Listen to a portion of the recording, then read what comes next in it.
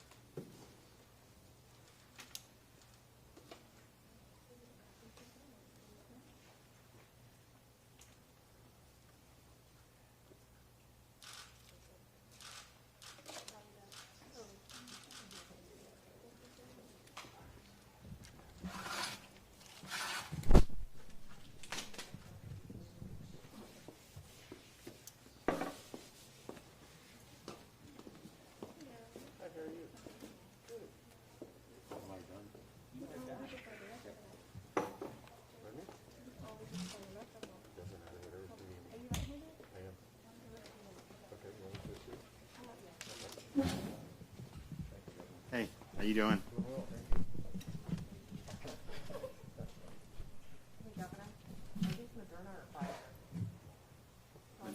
Pfizer.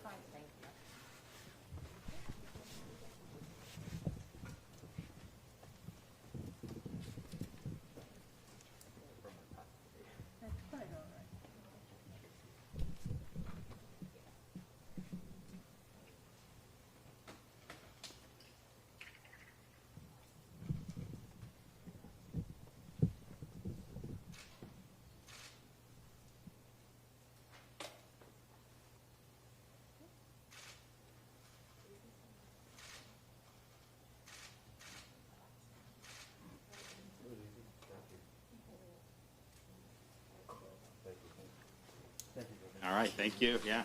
How was it? Great. Good. Okay. Just come back in 21 days now. All right.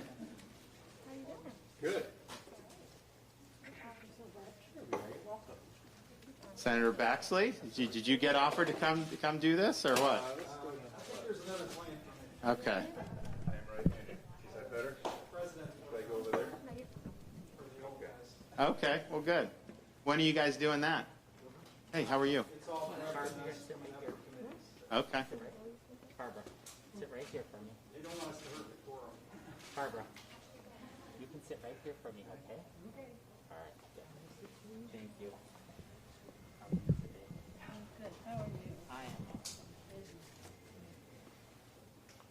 is a typical clinic time. Is it really? Yeah, we do about this. What's much. that? Nobody's screwed yet. No, it's been good, and I think when people see you guys doing it and there's no problems, then more people want to take it. So thanks for volunteering. All right.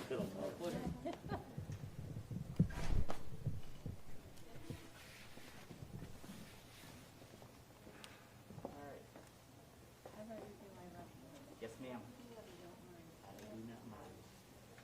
I'm going to come to that side. I just need you to hold the Band-Aid for me, just like this. Awesome. Is it over? Easy as that. You didn't give me the taffy. All right. Thank you. Thank you, guys. Oh, thank you. I'm going to put that on your lap. Can you hold that up for us? Surprised you haven't. Congratulations. You're one of the first. There you are. Thank you.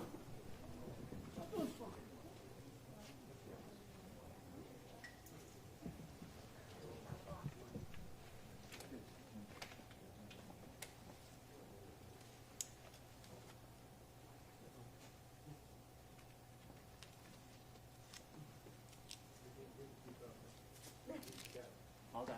Okay. Yes, ma'am.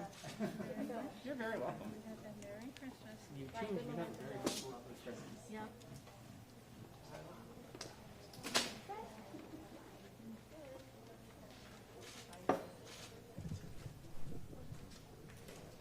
How are you, Barbara?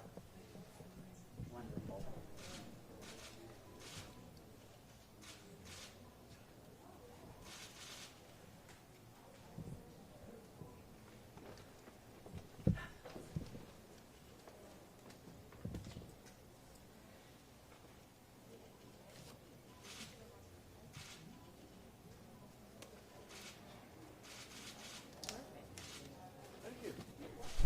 All right.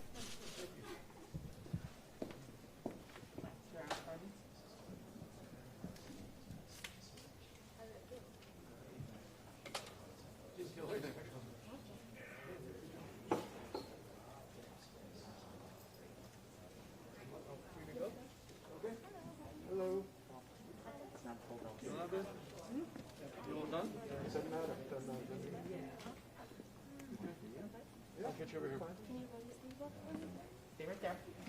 Give me 1 second. Okay. All right. Hold on 1 second. He's already going home. Yeah, I know he's running. He's not going home. Okay, bud. Well, a little bit. Okay. Okay. Not yet. I'm going to put the Band-Aid on you. All right, Miss Barbara, you are done then. Okay. Thank you. You're welcome. I don't know where I am, but oh, there he is. There, you find him? All right. You guys are very efficient. That's a lot of people in a pretty short amount of time.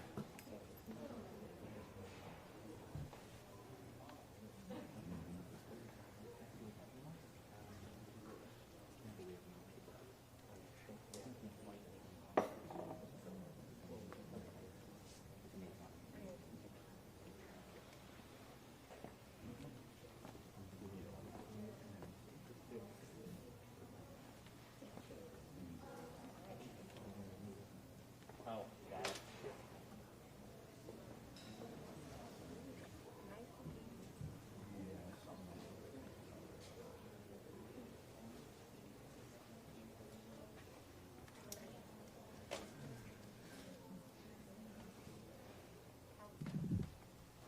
Hold on.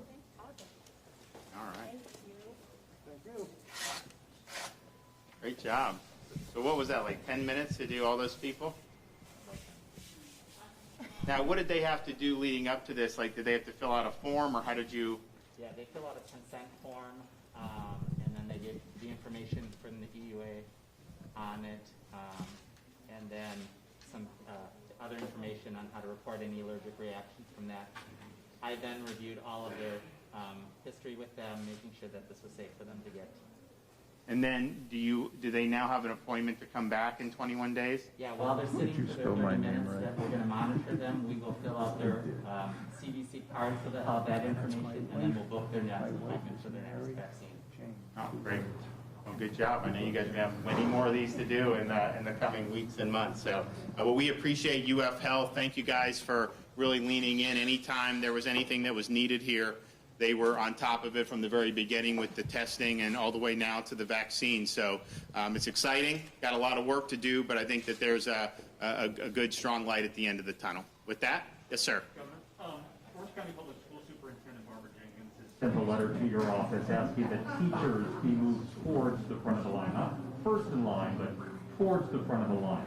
What do you have to say about that? Well, I think once we offer it to elderly, and particularly if we get a Johnson & Johnson approval, which is one dose, I think you're going to be able to offer it broadly. And I think some of the key areas, whether it's law enforcement, fire, whether it's teachers, I think that they will have access. Obviously, any teacher that is elderly would be included in the overall elderly population. But we want to make sure that we're giving the access to the elderly first. And that's just a basic matter of the data and how the disease has affected different age groups. Just to be clear, that some of the folks here that are not healthcare workers, they're not in assisted living facilities. No. So these are probably the first members of the community who are senior citizens to be vaccinated. Maybe anywhere in the country, but certainly in Florida. So this is kind of a preview of what we're going to be seeing an awful lot of, hopefully, over the next weeks and months. But just to be clear, like my mom couldn't go get a shot tomorrow. Well, not tomorrow, but this is going to happen pretty soon. I mean, once we get the allocations, I mean, I think we've worked through a pretty decent chunk of the frontline healthcare workers. Like I mentioned, we've done over the 100 facilities in Broward and Pinellas for long-term care. CVS and Walgreens is working through. I think they've picked up the pace. So you will probably, I mean, let's put it this way. We want to be able to offer it as soon as we can. It's not going to take it's not like this is 3 months away. I mean, you're going to have enough vaccine to begin going for the senior population. And I also said at the end, just understand with the numbers we have, I mean, we have a lot of folks. So you say over 3.12 million, how many of them want it? I mean, let's just say 75% want it. You know, that's a decent chunk of people. We'll probably have enough vaccine over the next 6 weeks for that. But we're probably, the way it looks, probably not going to have 4 million doses by February 1st. In the snowbird season, are full-time residents going to have priority over people that might live elsewhere here? Well, we have not necessarily done that. I mean, we'll see. To her point, though, if somebody sees this on the news tonight and thinks, oh, these people are getting it, I'll be able to get it soon. What's the time frame that you can tell these people that it might be in the future? So we are hoping that with the allocation coming up for the coming week, that the bulk of that will be able to be devoted to elderly people. Now, this is hundreds of thousands, which is a lot, but you know the numbers there. We're also working with the hospitals about efficient delivery. Now, once they get through their healthcare workers, they obviously already have some system in place to be able to vaccinate people. So I think you'll see some of them. We're reaching out to the community. As I mentioned, we're probably going to do some community pods, working with some of the state health, the county health departments, and so you'll start to see that. So I would just say, if you're in the elderly population, this is coming soon, and just stay tuned. There's going to be more information coming, but you know, we're a lot further along than we thought we would be 6 months ago, and that's a really good thing. Are we talking 50 and over, 60 and over, 65 and over? Oh, it'll be, I mean, you know, it's going to be people that are considered high risk and elderly. I mean, I think if you look, I mean, if you compare a 51-year-old to a 73-year-old, there's a radical difference. Not saying that if you're 51, no one's had complications. Obviously, that's happened. But if you look, the higher you go on that age scale, the more you've seen mortality. Yes, ma'am. So, Governor, when you say high risk and elderly, by high risk, you mean maybe someone who has a long history of asthma but is 40 years old. They could get vaccinated. We're saying the elderly are higher risk. We're focusing on the elderly. It is absolutely true that if you're 40, you could have some comorbidities. The problem is, how do you administer that? And, you know, do you want to have the hospitals having to slice and dice everyone's comorbidity? We believe, if you look at the numbers, someone 40 with comorbidities, if someone's 80 with those same the person that's 80 has much higher risk. So we're going to focus on that. We'll focus on it based on elderly and age, not necessarily health status. And the reason for that is just efficiency. It's clear. And as I said, with the Johnson & Johnson hopefully being approved in January, we're not too far away where you could have a one-dose vaccine that'll be even more broadly available. We thought about doing the comorbidities, but I just think functionally when you get into how do you do that, do I say this person's comorbidity counts and this person's doesn't? And if you look at the mortality, 80%, 82% of the COVID-related mortality is people that are elderly. And so if you can get a huge amount of those people vaccinated, you are going to reduce that mortality. You'll reduce the people coming into the hospitals, and that'll really, I think, be the most effective public health strategy to be able to do. So that's where we're going, and we look forward. There will be more information shortly, but I think the top line for today is, given that there's some confusion about who should be kind of in line first, some say some of the younger workers even. Just want to be clear, in Florida, we've got to put our parents and grandparents first, and that's what we're going to be doing, and we're going to work like hell to be able to get all the vaccine out to elderly who want it. Thanks very much. Just to be clear, what age does that start at? What age does elderly start at? It says 50.